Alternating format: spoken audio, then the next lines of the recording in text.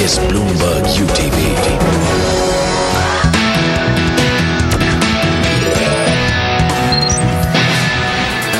Good evening and welcome to the Stay Hungry show. I'm Rashmi Bansal and this is where I'll be answering all your queries on careers over the next half hour.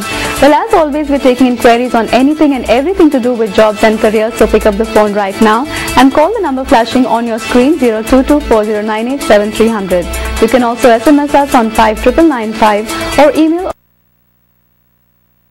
call at bloombergutv.com. Joining me in the studio today is Rajesh Agarwal. Rajesh has over 15 years of experience as an IT entrepreneur and is now lead consultant at Peninsula, a headhunting firm for mid and top level talent. Rajesh is a commerce graduate from Sydenham College and has a degree in management from Wellington Institute. Thank you, Rajesh, for being here with us today. Rajesh, we're hearing a lot about recovery in jobs. So do you think there is a recovery? Let's talk about this 1 crore plus salary, 1.6 crore salary at IIMs, which has been the talk of the town. What's your take on this from a recruitment point of view? The recovery is there, definitely, but it is the future. I mean, whatever we are talking today is actually what may happen after 4 to 6 months. Okay. This is not actually today's scenario.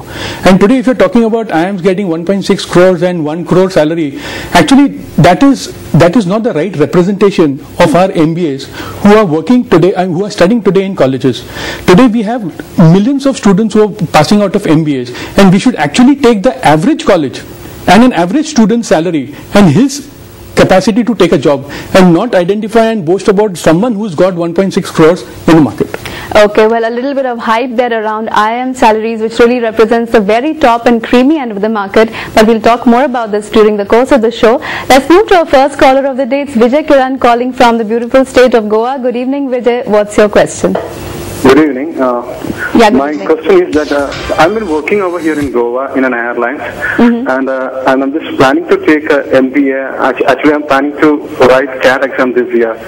Okay. Before that, I just want to know that, see, I've got an experience of around 4.5 years in the airlines industry, and I have got a graduation in science. So, since I'm taking CAT and it's been a business management, does that experience really count for an admission into a good MBA institute, as well as my graduation degrees being science and it's not related with the management studies. So well, Vijay, first of all, I think one doubt you can put to rest, because management you can do with any kind of degree or background. You don't have to have commerce or economics. So science is as good as any other kind of degree. In fact, majority of students opting for MBA today are engineering graduates, but science is good enough. As far as the other part of your question is, with 4.5 years experience, if I were you, I would also look at doing a 1-year program. And for that, maybe you need to give GMAT, because many institutes are offering 1-year programs today, including SPGen, XLR and so on. With about 2 to 5 years experience, you can look at that. Also ISB, which is of course the most well known. So I think your main decision issue might be whether to do a 2-year MBA or a 1-year MBA. Rajesh, what would you advise somebody like Vijay? He's got 4.5 years experience in airline industry and he's a science graduate. Should somebody like him go for a 2-year course or 1-year course? From a recruitment and from a career point of view, what is preferable? See, what happens is, in case if you're going in for a 1-year course, then you are at a risk of having a limited exposure, and your prior profile of your job will make a lot of difference for you to get a job in the future after 1 year. And in case if you do your full-time 2-year course, then it will help you to get the right job with an open perspective. And today, if you're currently at an age group of 25, then ideally I would recommend a 2-year course rather than a 1-year course. Okay, well, a bit of difference of opinion there, but I think you could basically look at both and try and make up your mind, and you can maybe get back to us and we can advise you further. Let's move on to Kapil Kumar calling from Punjab. We have many callers from Punjab every week. Good evening, Kapil. What's your question? Hello, ma'am. Good evening, both of you. Yeah, good evening. Good evening. Actually, ma'am, at present I am doing graduation in BA from Punjab University, Chandigarh. Okay. And after I want to go in a media line. So, what am I do after in future for successing in media?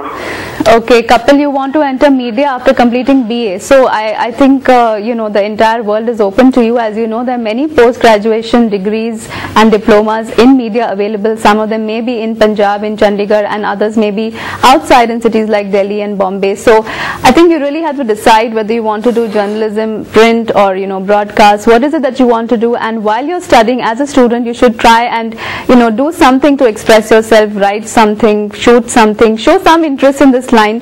Rajesh, media jobs are actually not picking up. I mean, a lot of students have interest in joining media, but as per recent surveys, this year only 2,000 to 3,000 jobs are expected to be generated in media sector.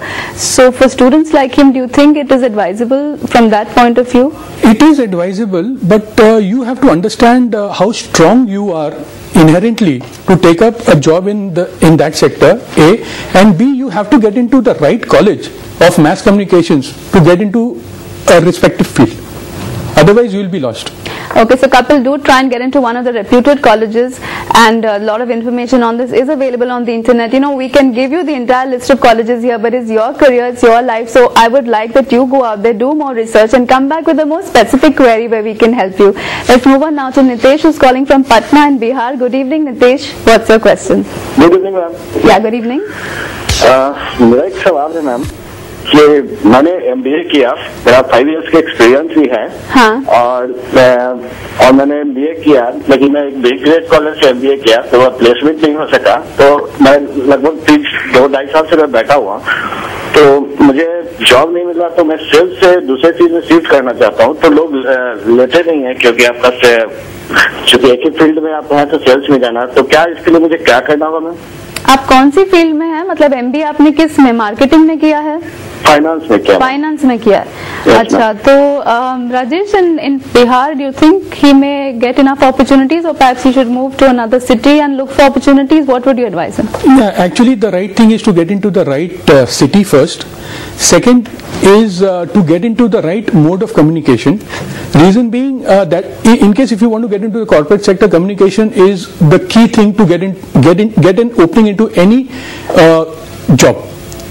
And third thing is if you want to do something in sales, MBA is not necessary or mandatory. You need to have that fire below your belly and you have to fight for it.